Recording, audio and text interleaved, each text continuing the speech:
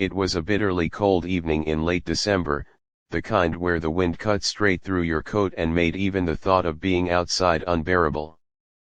Daniel, a single father of one, had just finished his shift at the hardware store. He was exhausted, his hands aching from unloading shipments all day, but he still had to pick up his 8-year-old son, Luke, from his friend's house on the way home.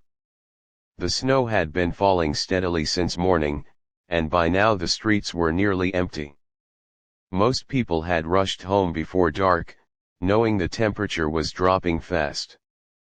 Daniel's old pickup truck rattled along the road, the heater barely keeping up against the freezing air seeping through the doors. As he rounded a corner on a less traveled street, his headlights caught something unusual. Two small figures huddled together near a bus stop bench, their thin jackets no match for the snow piling up around them. He slowed down, frowning. They were kids. He pulled over, heart pounding. The girls couldn't have been older than 12 and 8, their faces pale and lips trembling violently. They were wrapped around each other for warmth, shivering so hard it looked painful.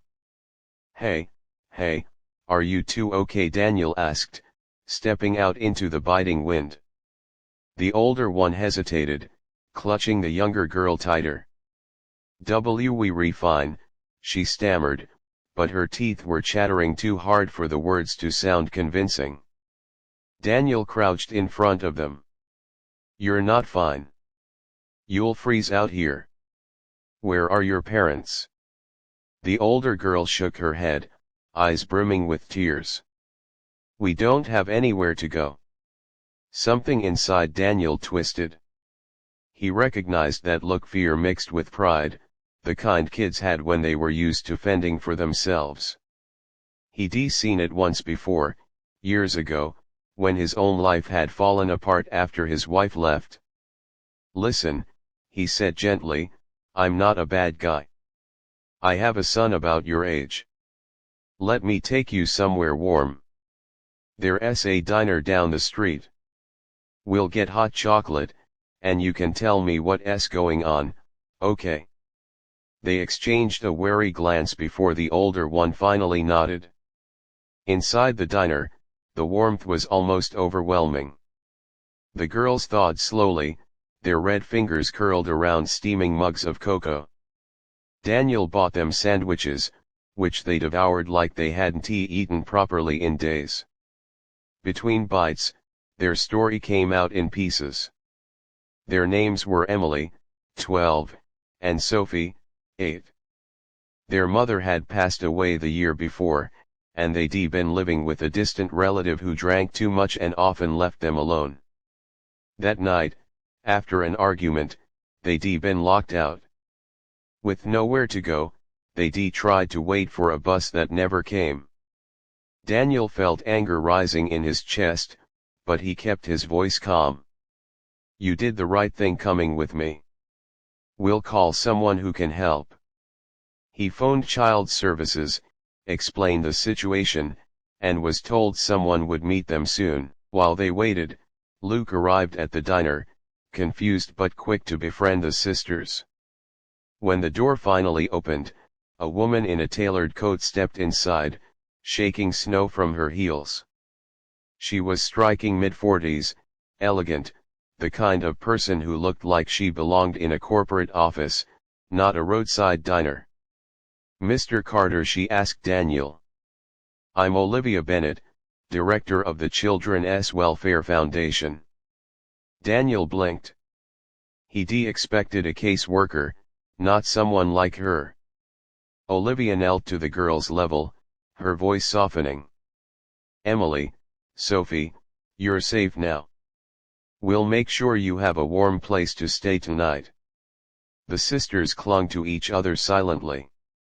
Something in Olivia's expression shifted as she took in their thin clothes, their frightened eyes. She cleared her throat quickly and stood, her professional mask slipping back into place. Arrangements were made. A temporary foster home was lined up, paperwork signed. Through it all, Emily and Sophie stayed close to Daniel, as if afraid he might leave before everything was settled. When it was time to go, Sophie suddenly hugged Daniel's waist.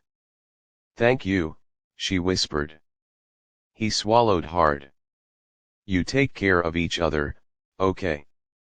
They nodded, clutching the small stuffed bear Luke had given them as a goodbye gift. Olivia watched the exchange quietly before turning to Daniel. "You didn't have to stop for them," she said softly. "Most people wouldn't have." Daniel shrugged. "I couldn't just drive by." Something flickered in her eyes, respect, maybe even guilt. As the girls were led to the waiting car, Olivia lingered. Her polished composure finally cracked, tears glistening as she looked at the sisters huddled in the back seat. "My parents left me at a bus station once," she admitted suddenly, voice trembling. "I was about Sophie's age. Someone like you found me too." Daniel didn't know what to say. She wiped her eyes quickly, almost embarrassed. "I swore I'd make sure no child ever felt that kind of fear again. But seeing them tonight, it never gets easier." For a moment, the CEO and the single dad stood together in silence, snow falling softly outside the diner window. Two strangers whose lives had crossed because of two little girls in the cold. When Olivia finally left, Daniel sat with Luke a while longer, staring at the empty mugs on the table.